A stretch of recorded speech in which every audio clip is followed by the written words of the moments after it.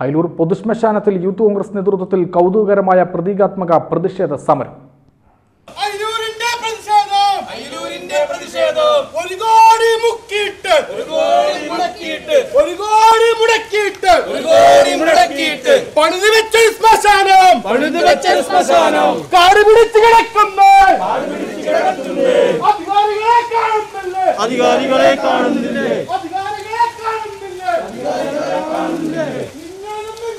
അയിലൂരിലെ വാതക ശ്മശാനം തുറന്നു പ്രവർത്തിക്കണമെന്നാവശ്യപ്പെട്ടുകൊണ്ട് യൂത്ത് കോൺഗ്രസ് അയിലൂർ മണ്ഡലം കമ്മിറ്റി പ്രതീകാത്മക മൃതദേഹവുമായി ശ്മശാനത്തിൽ റീത്ത് വെച്ച് സമരം നടത്തി.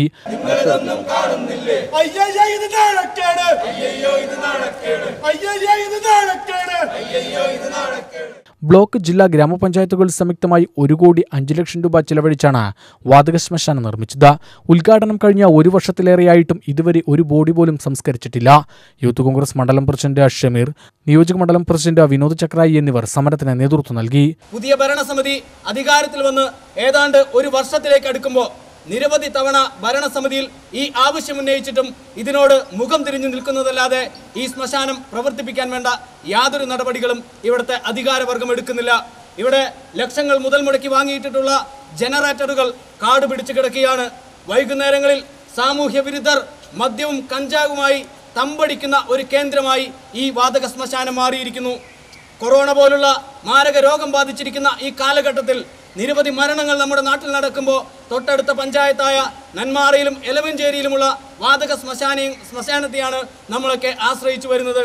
അതുകൊണ്ട് തന്നെ ഈ ശ്മശാനം അടിയന്തരമായി തുറന്നു പ്രവർത്തിക്കണം എന്നാവശ്യപ്പെട്ടുകൊണ്ടാണ് യൂത്ത് കോൺഗ്രസിന്റെ അയിലൂർ മണ്ഡലം കമ്മിറ്റി ഇന്ന് ഈ സമരവുമായി ഇവിടേക്ക് കടന്നു വന്നിട്ടുള്ളത്.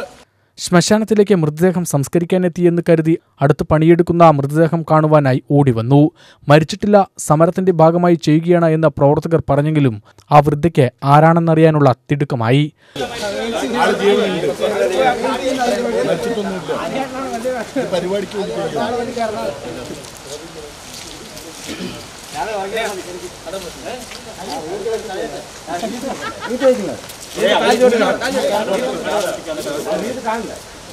സമരം കഴിഞ്ഞ് സ്ട്രെച്ചറിലുള്ള ആൾ എണീറ്റ് പോയപ്പോൾ കാര്യം മനസ്സിലായി.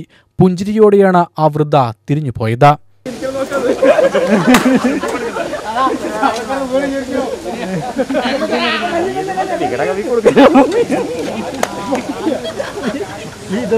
UTV news Palakkad.